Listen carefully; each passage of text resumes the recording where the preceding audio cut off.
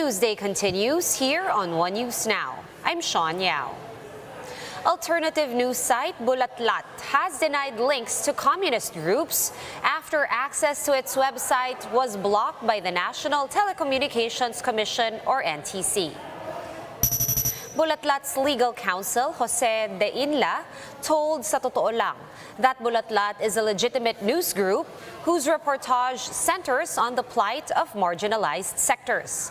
The NTC recently ordered internet service providers to block access to the websites of several groups that are allegedly affiliated with terror groups. De Inla said they will challenge the NTC order before the Supreme Court.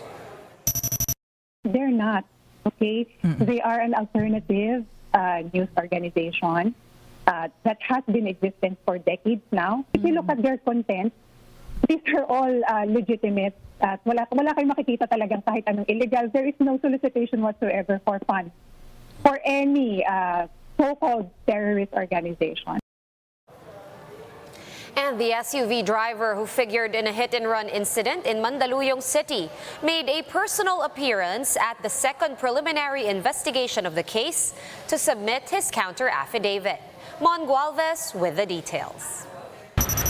Sir, nakipag-usap na kayo kay Christian. Sir, do you have any statement po?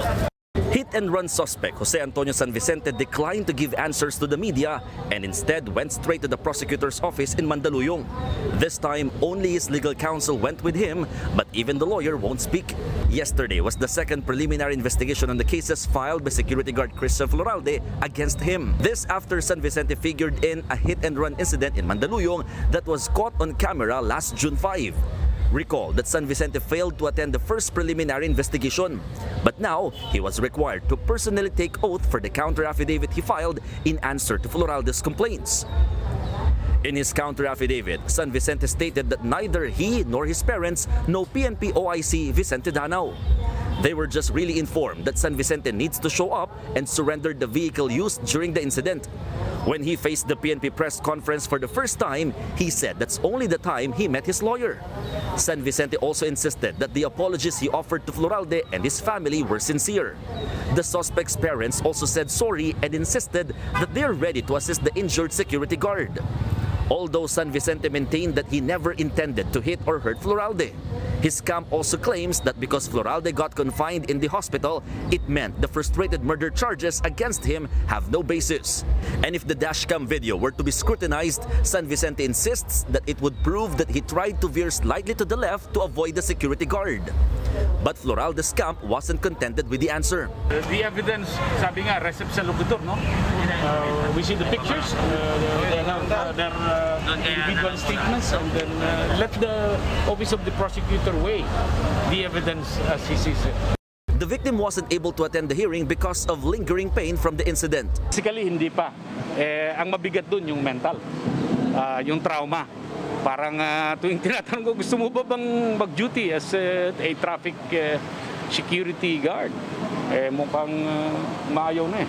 During the hearing, Floralde's lawyer once again denied allegations that his client entered into a settlement with the respondent. Wala akong alam tungkol dyan sa mga areglohan na yan. As a matter of fact, I am not concerned with the areglohan.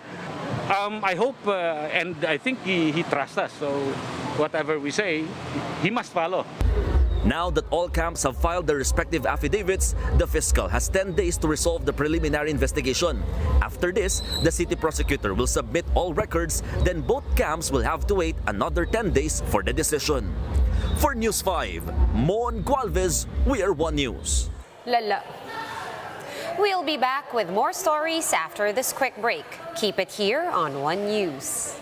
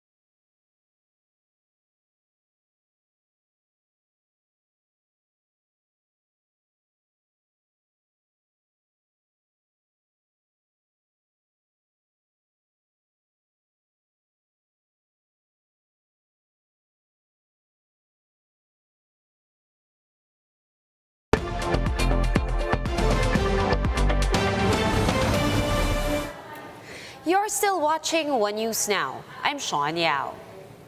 The market price of eggs have also increased, making street food more expensive. Shyla Francisco with the details. Prices of chicken eggs have gone up by ₱1 per piece at Mega Q-Mart in Quezon City. It now ranges from 6 to 9 pesos, from 5 to 8 pesos just a month ago. This is why instead of buying a tray of eggs, Jeric settles with just 6 pieces. Kasi wala na pong bili, wala na pong budget. Tansya na yung pera kung paano magkakasya. The Philippine Egg Board attributed a price increase to raisers reducing production amid high costs of feed and petroleum products. The group warns that the tightness in supply may persist in the coming months.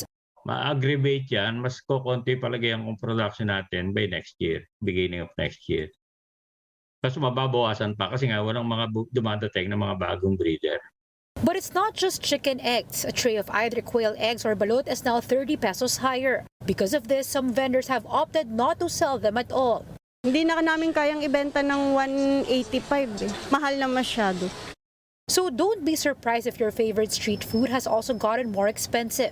Balut vendors now sell their products at up to 25 pesos from 20 pesos before. From 6 to 7 pieces of kwek for 20 pesos before, you can now only get at least 5 pieces for the same price. The Bureau of Animal Industry said there are only 7 cases of bird flu in the country, but the Bureau appeals to raisers to report suspected cases immediately. Pagpatuloy po kumalat dahil dun sa kagustuhan lamang natin na maisipan yung natitirang stock natin ay mas mahihirapan po tayo makabalik. Shyla Francisco, we are One News. Let's now take a quick look at today's other top stories. The COVID-19 positivity rate in at least 6 provinces has breached the 5% threshold set by the World Health Organization. The Octa Research Group reports that Batangas, Rizal, and Laguna are among the provinces with the highest COVID positivity rate. In Metro Manila, the positivity rate has likewise gone up from 3.9% to 5.6% in less than a week. The Foreign Correspondents Association of the Philippines, or FOCAP, has expressed grave concern over the order to block news websites with alleged links to terror groups. FOCAP says that restricting access to news websites on the basis of alleged affiliations to left-wing groups violates the right to freedom of expression. And in sports, Kai Soto went undrafted in today's 2022 NBA draft. In an interview with News 5, Kai's agent Joel Bell said their options include returning to the National Basketball League or taking opportunities in Europe. For more updates, visit News 5, The Philippine Star, and Business World online. Visit our website, onenews.ph, for more in-depth analysis. You can also catch One News on Signal Play. Register for a free account at www.signalplay.com and stream One News Live anytime, anywhere. Masks on, wash hands, and stay safe, Philippines. I am Sean Yao. We are One News.